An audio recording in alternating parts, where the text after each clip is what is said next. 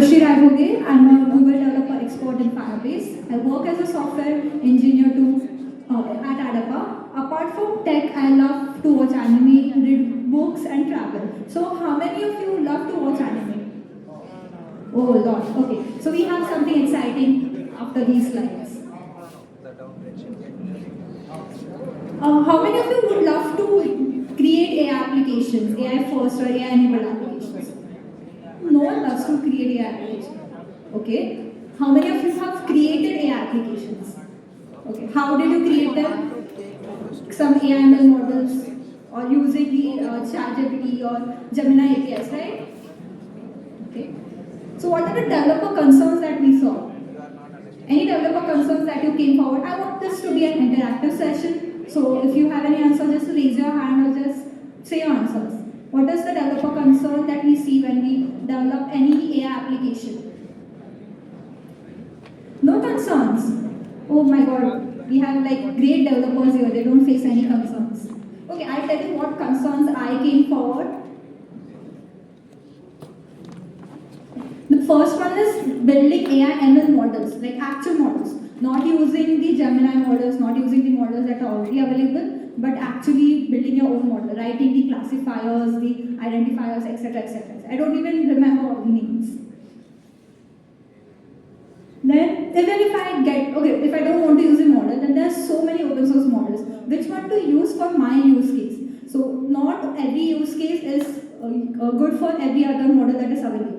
So, some of the models work good with Gemini API, some of the use cases work great with ChatGPT APIs, etc. So, choosing the right one, integrating with the backend that I have,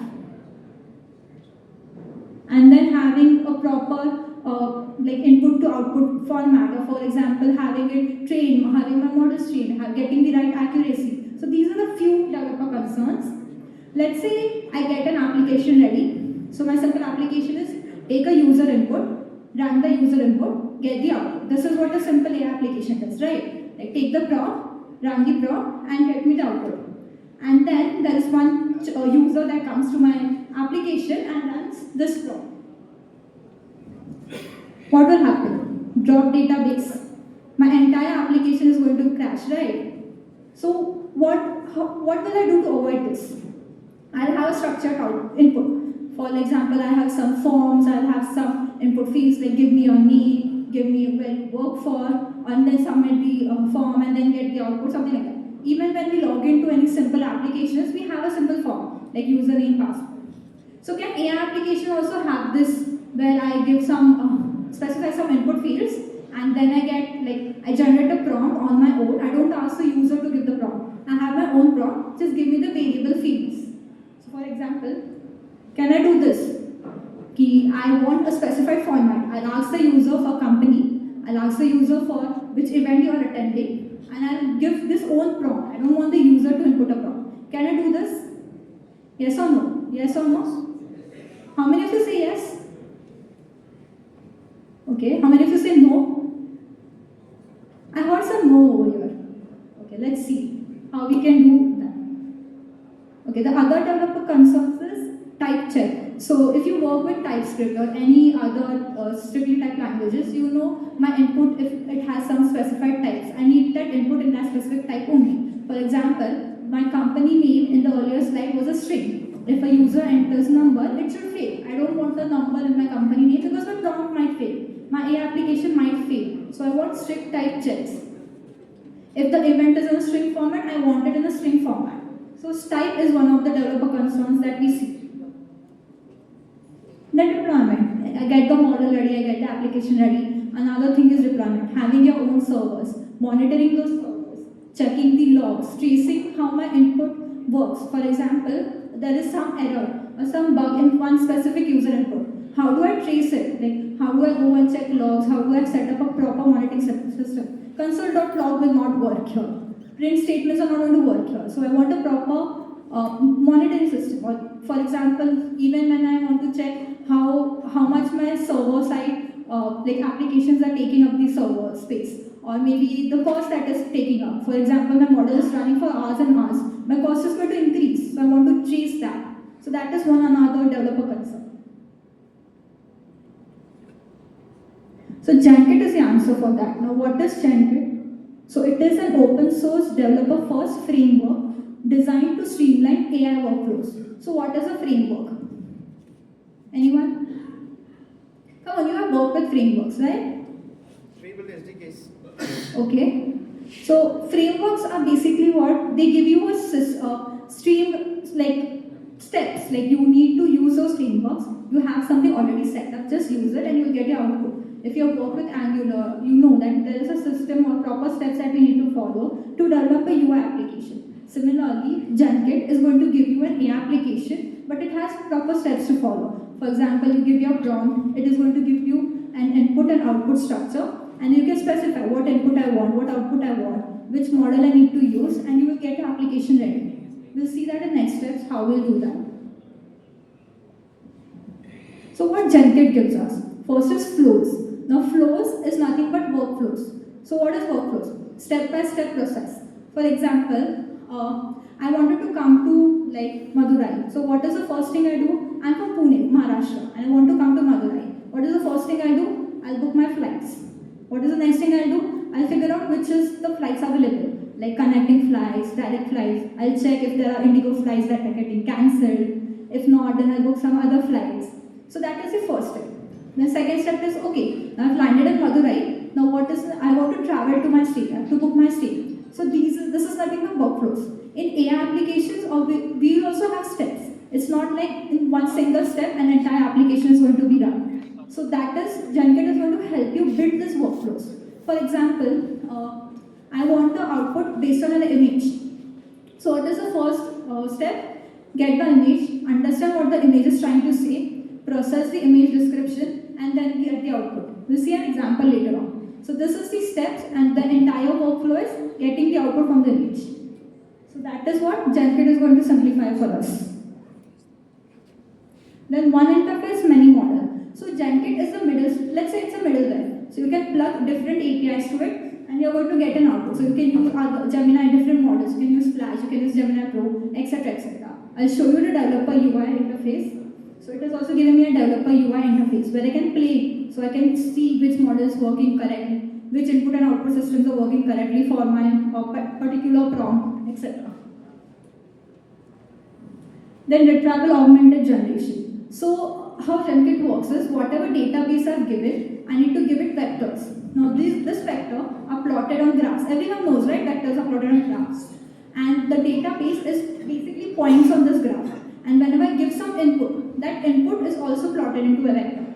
Then it is going to search the nearest vector which is similar to my input, and that is going to be my output.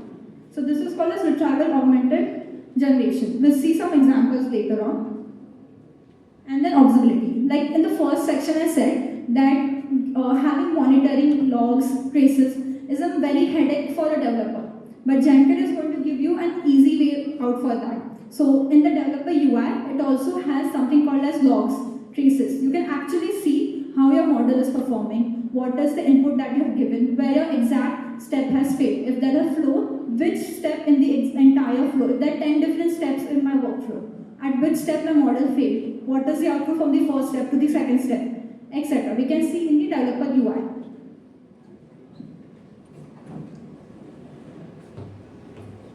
So these are few of the functions that Genkit gives us. We can use it either in an individual or you can use in a combination of all those. So generate a prompt. Prompt is a simple prompt, like let's say in some specific language, say, so whenever the user learns some language, what is the first thing that we learn? What is the first thing that we learn? Hello world. Printing hello world in that particular language. So we'll see one example. So prompt is basically say hello world or say namaste in some language. So generating prompt for that. Define flows is defining workflows. So inside workflows, define flows, you can have like generate a prompt, then make some retrieve some data. So you can do that in define flow. Run any model or run anything that I've given to you. So run a different model, run a prompt or something like that. And retrieve data, retrieve some specified data from whatever data I have given. So this you can either use Firebase to directly connect Genkit, or maybe you have your own data source where you're going to connect Genkit. And then for retrieve, you can say, okay, get me all the places that are near Madurai or in Madurai that I want to visit. So you can give that to retrieve data. And then you can specify that what type of model you want to use or what is the basic similarity function that you need to use, etc. We'll see that in the code also. So how does this work? First is you define a prompt, then you use generate function where it's going to generate a prompt, connect it with your model, whatever you're using, and then you just play and plug in, and then you get your output. Now I said that you can use types also. So if you have some type, whatever input you're going to give, Genkit is going to check your input is in that specific format. And then same, the execution step is going to be same. It is going to play and plug with the prompts and with whatever model you're using. And then it is going to give you the output in this specific format that you told it, not in a simple string. So if you're working with Gemini, if you anytime search with Gemini, it is just a string that it gives you, right? So it is like, okay, this is your output. But I don't want my output in string format. I want it into, let's say, name, place, or some destination, etc. format. So I need to specify that format, and Genkit is going to take the output from the model, convert it into a specific format, and return it to me. And then obviously string is the story. So basically, you can check like how it is performing, what are the logs, where it went wrong, etc. So why use Genkit? So before we go and see actual demo and how it works, why do we need to use Genkit? Because it's serverless and it's ready to use. So you have a developer UI. You don't need to every time deploy and check it on the server. You can just run it on a local host and check if it is actually working or not working. And then you can play around it. So it is serverlessly and it's ready to use. And it's platform agnostic. Now what we say platform agnostic, it does not care what you are using. So you can either connect it to your Firebase database, you can either connect it with your own database, you can use any model you want. It does not care if you are using a ChatGPT model, a Gemini model. Even Gemini models, there are so many different models. There are Flash, there's Gemini Pro, there are new models coming up. So it does not care. You just need to specify which model you're using. So it is platform agnostic. And then open telemetry. So what is telemetry? It will be basically checking the logs. So I'm repeating because whenever you're building an AI application, you cannot ignore the logs and traces. You need to know what exactly your model is doing and what exactly your model is giving an output to. So Genkit is an easier way to see that. Now let's check the demo.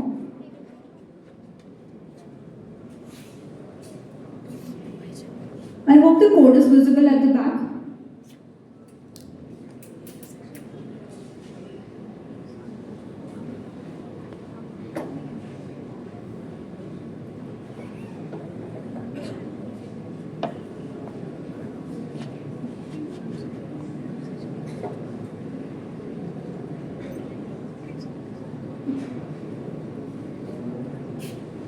So this is a simple prompt, like you see the language in a string input, and then there is the next line, I want a greeting which is in this specific language, and I don't need anything else, I just want a greeting in this. Now someone had mentioned earlier in the speakers that we need a good prompt engineers that need to come up, because this is why, because I know that language should be a string, and this is the next prompt that I have. Let's see some other prompt example as well.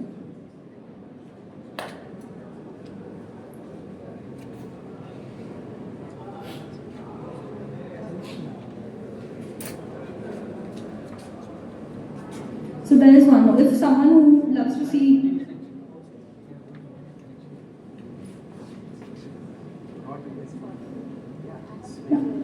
So if I want to, I love watching anime and all, but I usually get confused what to see next. Even if you watch series or read books, you usually get confused, like what should I see next or what should. So I developed something for myself. So I tell them that I want to see this genre and I want to see something which is rated for something 2-star or maybe greater than 3-star.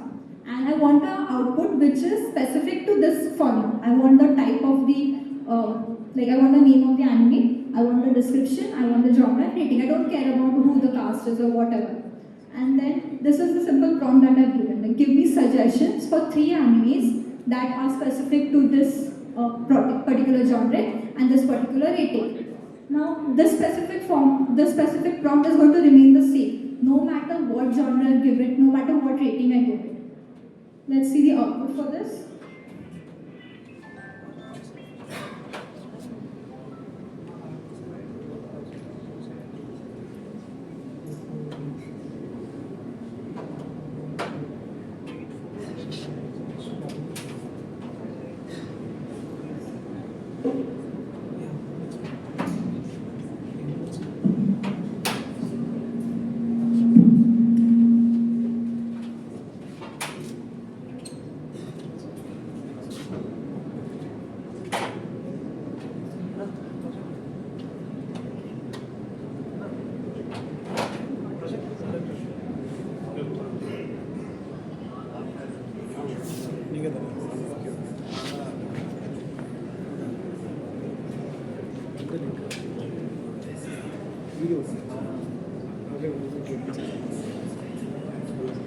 So this is the developer UI for Genkit. So this, if you see the URL, it's on my local host. This is not hosted on any server. This is not anywhere on production. This is just on a local host. And Fire said that is very developer friendly. You can see all the prompts are shown over here.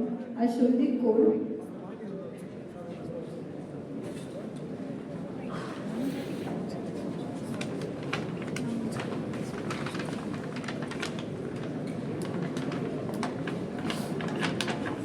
So whenever I have Genkit in my application, so you can see .prompt files over here, right? So all these .prompt files are going to be replicated over here. And when I say that, okay, I need some anime description.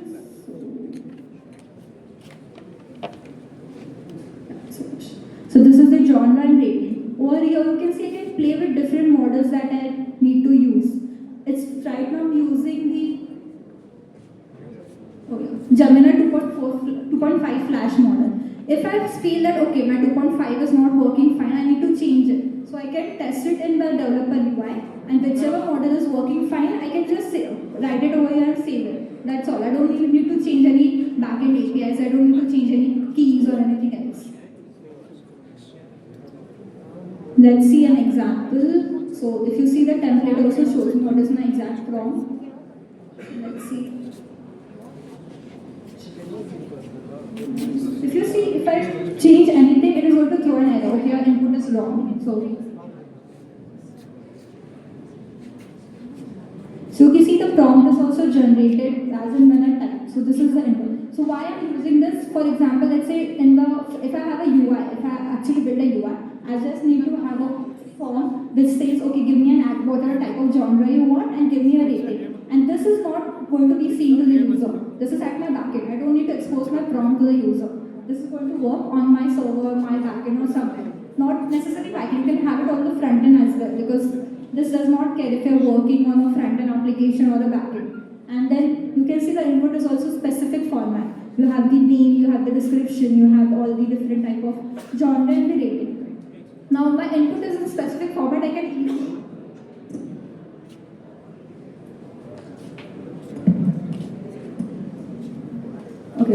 so you can just integrate this on the UI and run your UI easily. Okay, we'll quickly go to flows. I'll show a basic flow. So you can see I can see the logs. Why I had specified on the logs very extensively, because you can see the history of all the logs. If you see, if I select trace, I can see how my workflow had performed. So in this particular workflow, what I'm doing is, First, I take the image suggestions. I can say what request I want. So request is basically the genre.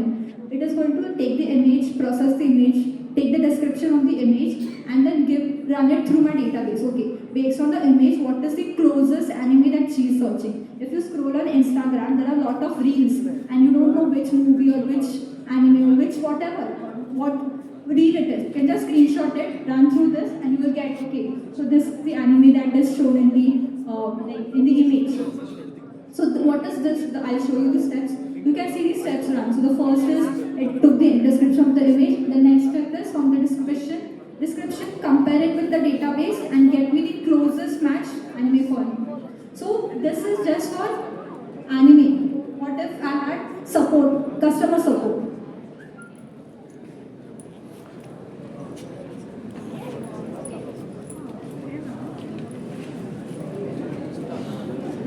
So if you see the database, it has the vectors that it gets compared with for each vector. So vectors are basically tags. So I check the anime tags with these vectors.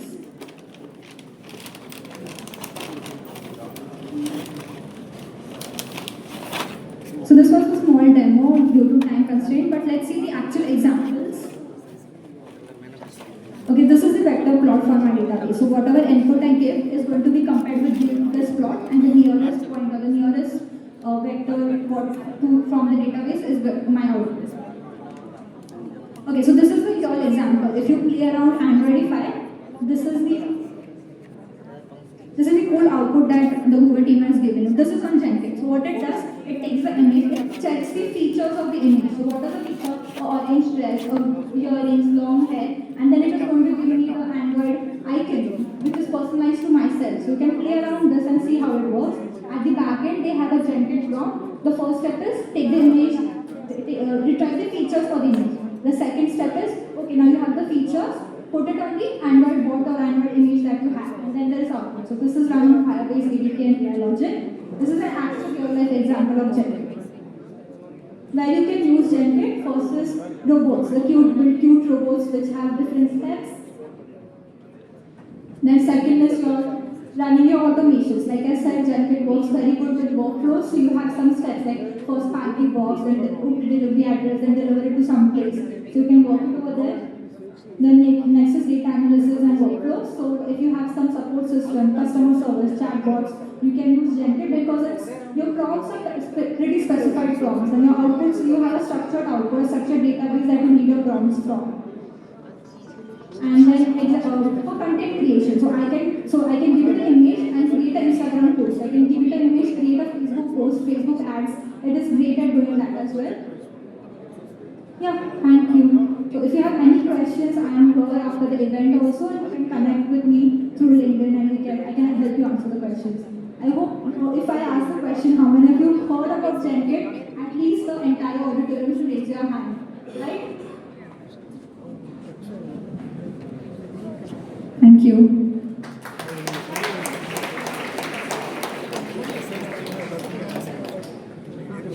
Thank you, ma'am, for your valuable talk. Now let's welcome Aravind sir to give a moment.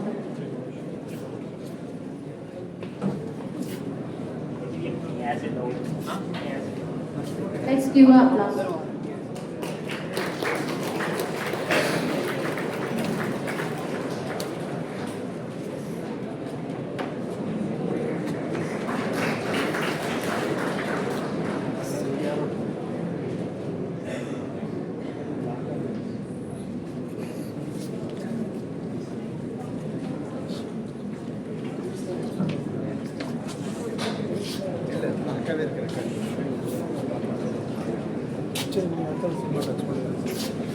Now it's time to learn an agent. Let us welcome Riksha Mahajan, a software engineer intern, to give a talk on how to build an AI agent using Gemini models and Agentic.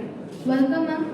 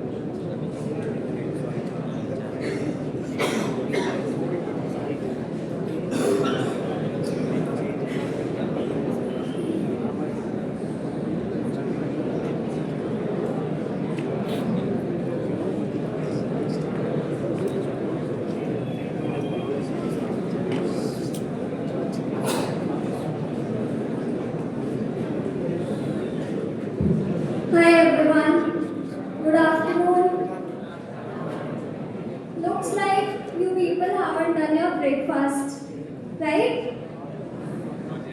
Very bad. No worries. Okay, so Vanakam Madurai.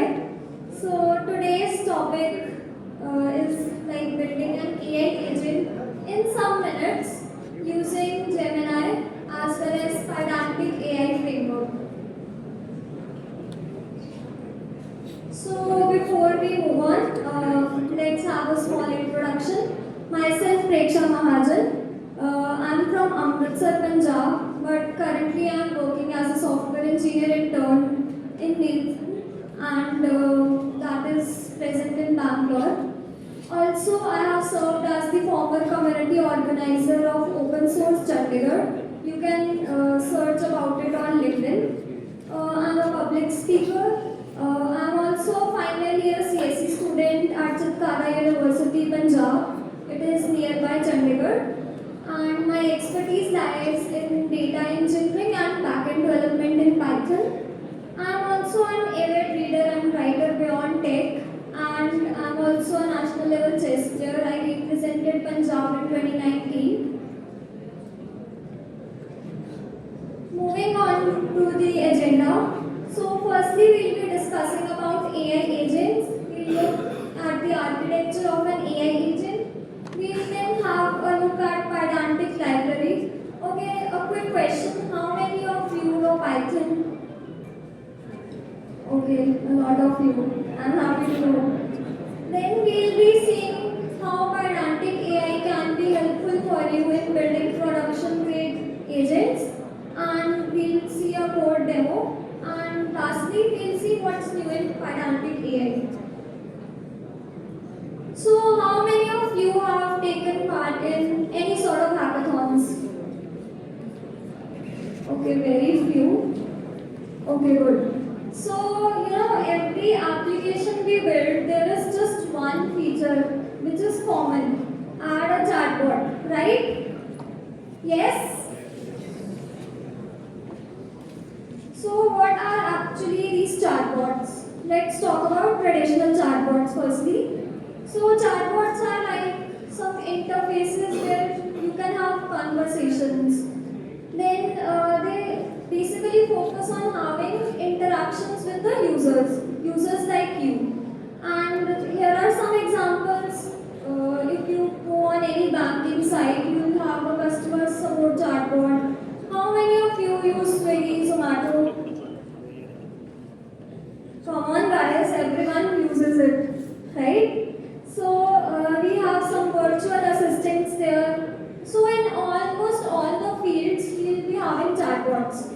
And how the older chatbots used to work based upon some pattern matching techniques. But modern chatbots, they focus on LLMs. Okay, a quick question from any one of you. What is an LLM? See, in India, there is one problem. Whenever we ask any sort of question, like, let's say, what is an LLM? People will say the full form, right? Okay, so LLMs are basically AI models which are trained on massive amounts of data to generate human-like text. Here are some examples of LLMs. Gemini is by which company? Google, GPT, Claude, Llama, we have so many LLMs. So now finally let's talk about AI agents. How many of you know about Agentic AI? Okay, quite a few hands. So AI agents are almost everywhere. So what is an AI agent? It is basically an AI model which is capable of planning, reasoning, and acting based upon a certain set of actions. Then it has two parts. One is the brain, which is the LLM, and it will help you in reasoning and planning everything based upon the situation you provide. Then we have the body. Body is actually the tools, and they are the things that interact with the external environment. Here are some of the examples of AI agents, customer support agents, then Siri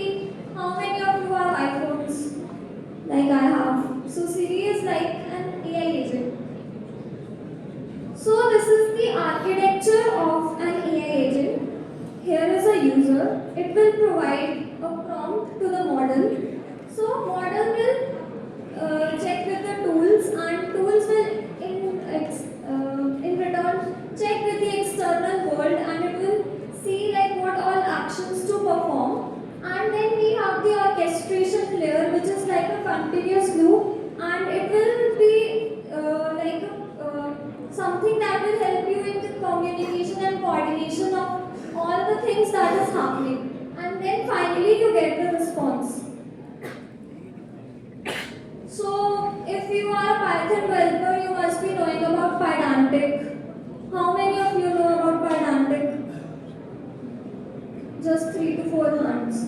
Okay, so Pydantic is the most widely used data validation library in Python. It is very famous, like if you can see, it is being used by top companies, Google, Netflix, then Oracle, and it is almost installed in millions every month. So you can imagine its usage. And around 8,000 packages currently they use Pydantic. If you have ever heard of Fast API, so Fast API is basically built on top of Pydantic. So why is Pydantic so much widely used? So what happened, like earlier when we were using Python, we had to validate data every time. Let's say I am providing a dictionary and I want to insert that dictionary object into a database using some ORM, and let's say the ID is ONE1 instead of 1 as a number, right? So that would cause data inconsistency. Do you all agree? Yes? So Pydantic basically helps you in data validation. It will check automatically what all data types you are providing, and in case if the strict mode is turned off, then it will parse it. And then we have clear error messages which will help you in debugging. Then easy data serialization and parsing, which is very important in Python. I'm not sure if this code is visible till the end, but I'll try to help you out. So first we have a class. In Pydantic we call it a model. So we have a Pydantic model named as participant, and it has 4 types of fields. ID, which should be an integer. If you can see, equals to field GT equals to 0, which means the ID should always be a positive number that is greater than 0. And also I have enabled the strict mode, that it shouldn't be string, like you are passing multiple 1 but inside a string. That shouldn't be the case. So you have name, email, company as strings, and now you are creating 2 types of dictionaries. First one, it returns the JSON string, and second one, if you see, I am passing ID as 2 but in a string format, so it throws a validation error. And if you can see the terminal down, you will see that it's very clearly telling you the input type and the type it should take. Same is the case with the email. So what is Pydantic AI, why it came, we'll be talking about it. So Pydantic AI, it is a Python agentic framework, and it is created by the team which created Pydantic library. And basically it is a very good library. If you explore, you will be building agents quickly with proper data validation and structured outputs. So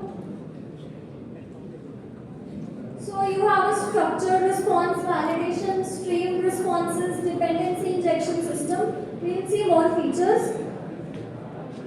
So why I chose Pydantic AI? There are so many agentic AI frameworks. So firstly, of course, I am a Python developer. I like to explore new Python frameworks, libraries.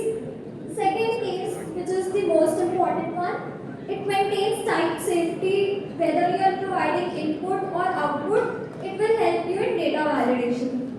Then virtually it supports each and every model and provider. Then it has a built-in dependency injection system, and you can also have a seamless observability with Pydantic Logfire. This is also created by the team behind Pydantic.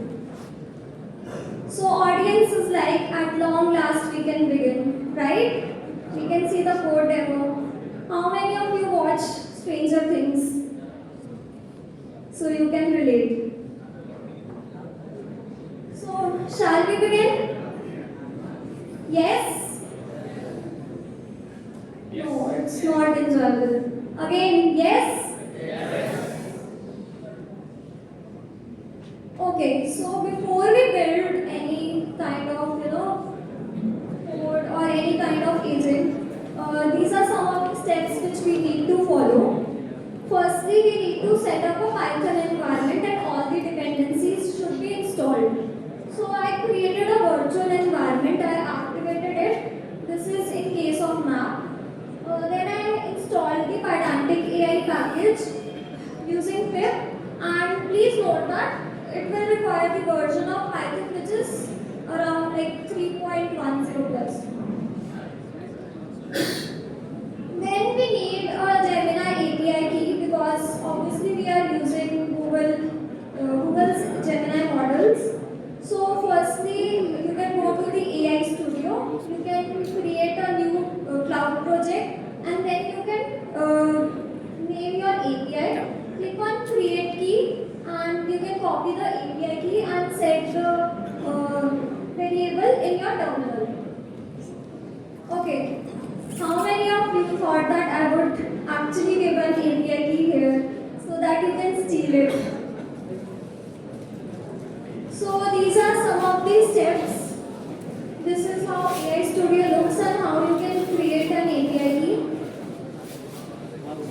Here also how many of you thought that I would share. So let's go to the code, and you can scan this. This is actually the same thing as mentioned above.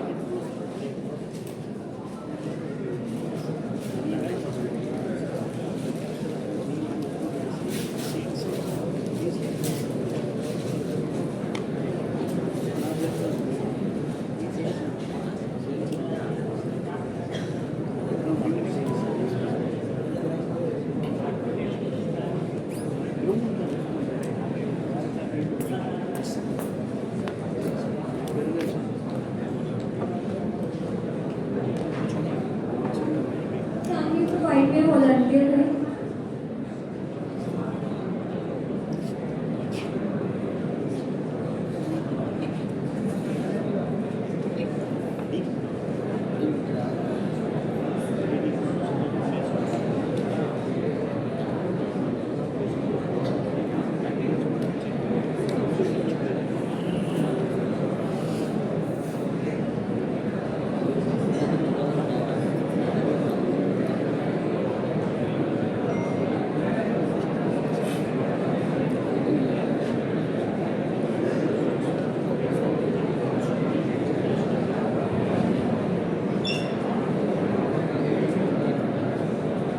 Okay, so if you see the GitHub repo, it is actually a mode-based recommendation agent which will provide you the names of 3 books based upon your mood, right? So how is your mood, guys?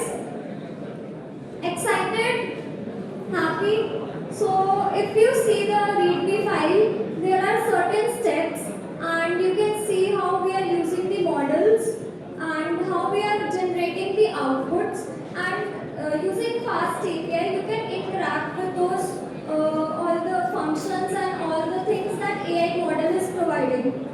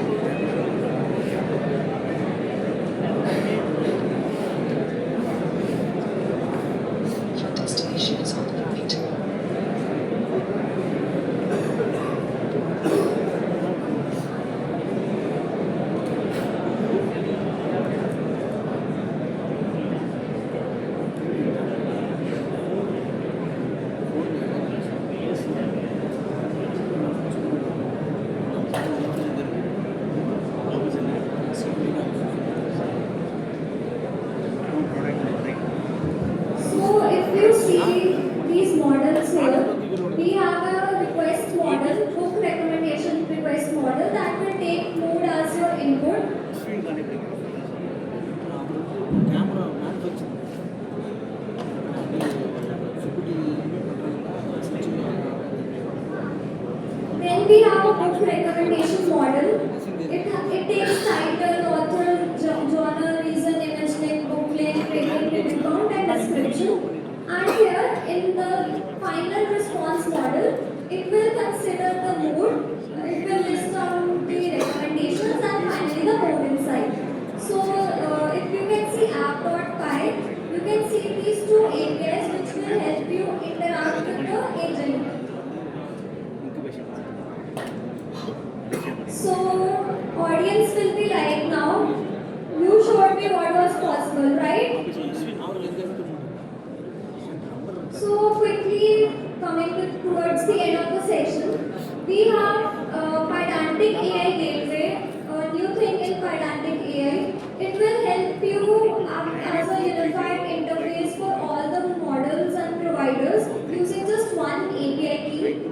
Then we have deep integration with Pydantic logfile for observability, like you can generate traces, metrics, and there are some caching features. Then we also have support for Google's Gemini Pro 3 model, and then since the Pydantic community is growing, there is extensive release of documents and user guidance. So can you all create your agents now? I'm not getting any, response from you all. Yes? Yes, great. So what you all can do is now, basically, you will be showcasing everywhere that every one of you will be getting a new agent. So thank you all for joining. You can scan the QR code, and this is the QR to my LinkedIn profile. I hope to see some of you making agents and then tagging me on LinkedIn, and you can add your GitHub repo for review. Also, if you are someone who actively uses Twitter, you can connect with me. My username is Mahajan Preksha. It is same on GitHub as well. And this pic is from DevFest Jalandhar, which was conducted on 30th November this year only. I hope all of you have scanned. Okay, thank you everyone.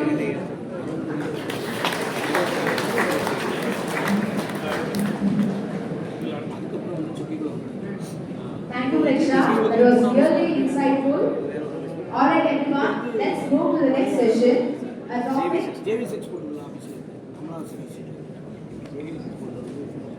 I welcome Aravind sir to give away a token of love to Preksha Mahajan.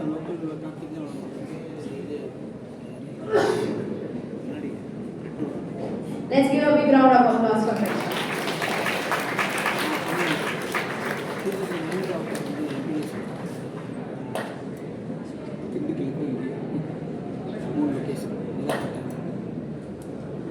Thank you, sir.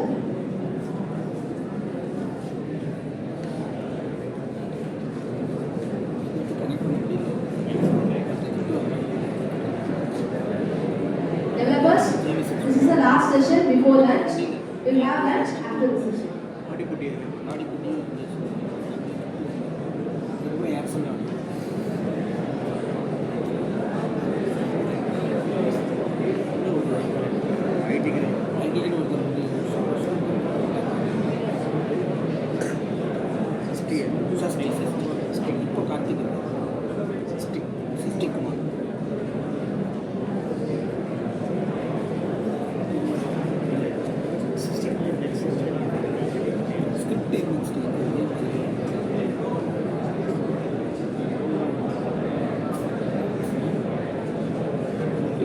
Let's move to our next session, a topic that's shaping the future of how we build, think, and innovate with technology.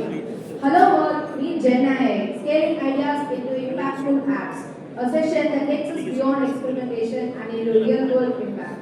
To guide us through the session, we have Ms. Sindhu Manivandan, a passionate technologist, program architect, and co-founder at GDG Madurai. Please join me in a warm round of applause as we welcome Sindhu Manivandan to the stage.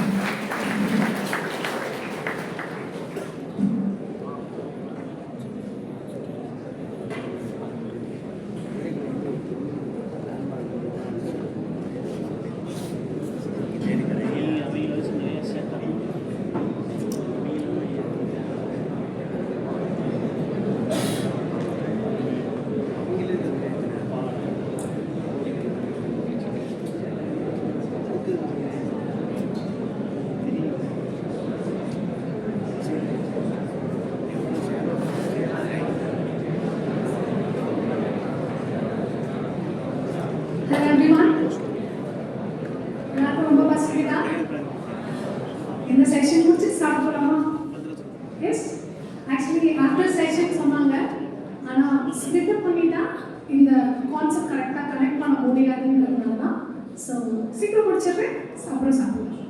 Okay? Thank you. So, thank you so much. Let's begin. Yes. So, for many of us, the first thing we wrote was print hello world. Like it proved that we can talk to machines, but now the machines can write that code better than us. Yes? Okay. So, the industry has shifted. Your job is no longer to be a coder. You have to be a orchestrator of intelligence. You need to understand the importance of moving or shifting from writing lines of code to just defining and building scalable or impactful apps using or by leveraging tools like Gemini as your future-proof skill. Are you ready to start? Yes? Okay. So let's start with fundamentals for beginners. Okay?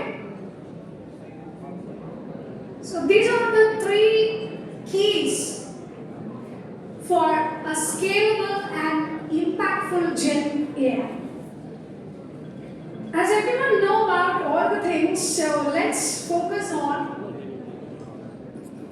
prompt engineering. So this will act as a few layers I would like to communicate. So over here you can able to see some layers I mentioned. So let's start with prompt engineering. It will act as a control layer. So what it will do?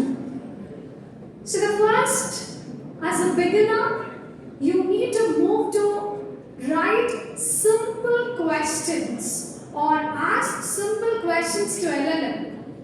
You have to shift by structured and templated prompts. So how we can achieve this? You can achieve this by implementing PCTF framework. It will help you to write better prompts. So as I stated here as an example, as a student, you should not directly ask your LLM to provide code for you directly. Instead, start with setting up a persona or a role. It provides a clear idea about what the LLM has to do. First, try to set up a role. You are just encouraging as a Python teaching assistant. So the LLM's role is to review your code and provide suggestions as mentioned in the format. And your code itself provide a context.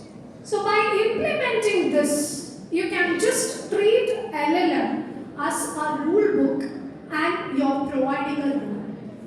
So hereafter, try this. And then, okay, your LLM providing false information. It's just sounding very confident, right? Yes, have you overcome these kind of problems? Yes, sounds very intelligent, but it is not correct. Factually incorrect, but it sounds very intelligent. So how to fix this? So you can fix this by using RAG. So what is this all about? RAG is just going to talk about your data.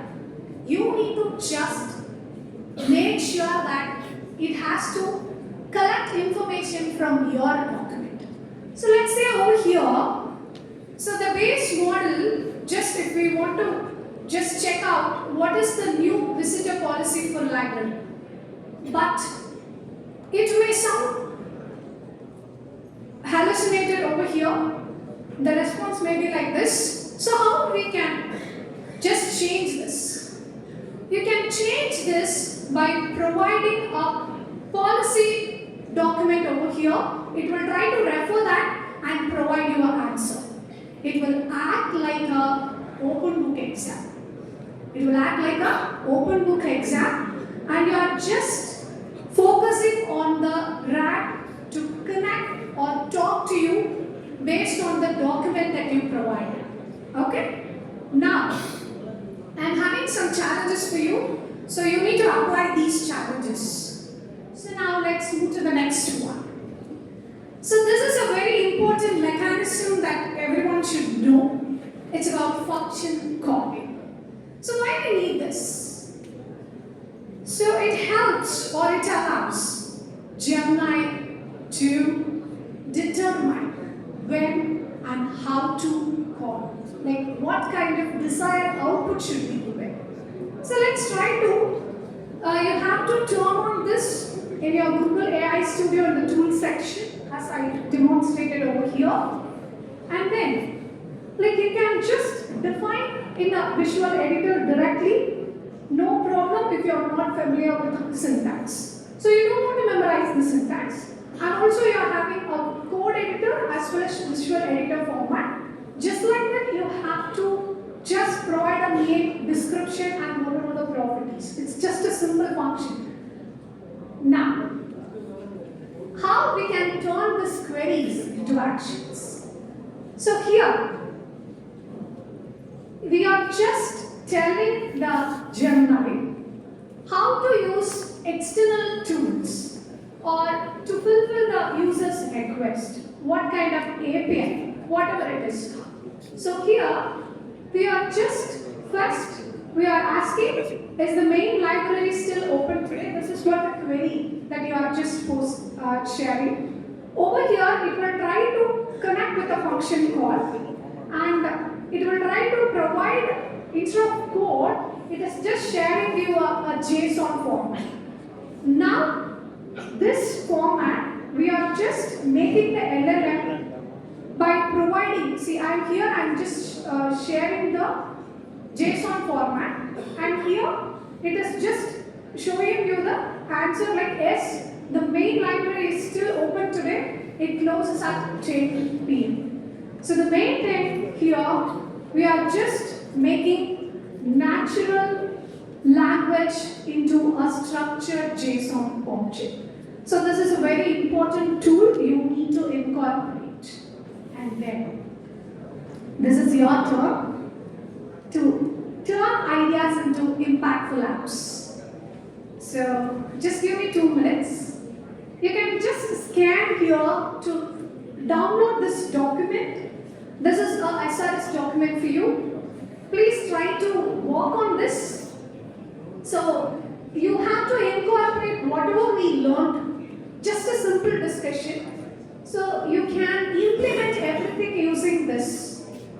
And now, okay, I need to refer this document, I need to do all the activity that I don't find. How I can directly apply everything and what kind of source that I need to refer. Just like that, after this talk, we can't do anything because we need to brush up ourselves. Even the technology provided enough number of opportunities to explore.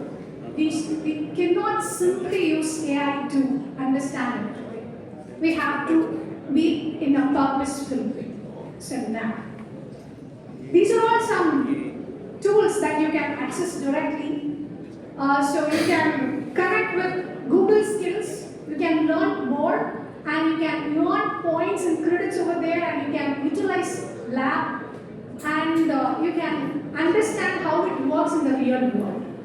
And also you can check out Google Cloud Tech YouTube channel for more updates. Like whatever the tools, they will demonstrate everything clearly and providing beautiful examples, everything they will clearly provide you with a learning path.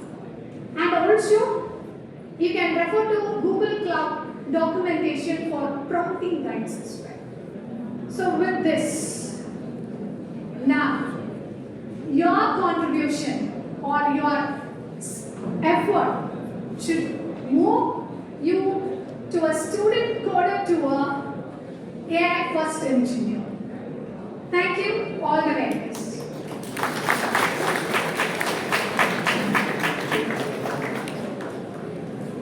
Thank you, ma'am. It was very insightful.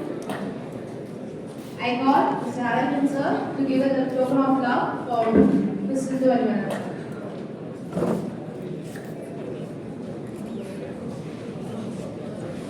Let's give a round of applause for him.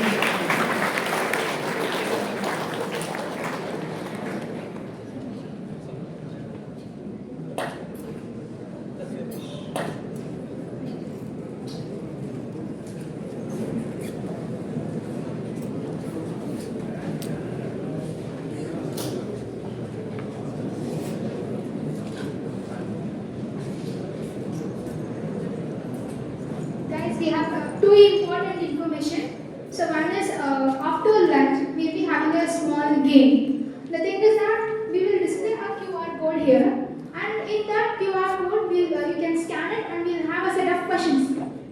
Through that questions you have to answer. Maybe each question consists of 40 seconds. Okay, you have to answer, and the top 2% will be selected and they will be provided goodies at the end of the day. This is information one.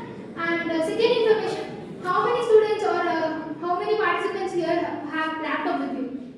Please raise your hands. Oh, excuse me. Okay, it's great. So we'll be having a hands-on session after lunch. Those who have laptop, please kindly go to the first floor after lunch. Okay? So we'll be having a small hands-on session with developers. And this is the information that I want to give. And make sure that you scan the QR code after the lunch break. And then those who have laptop can go to the first floor. Okay? Yeah, thank you.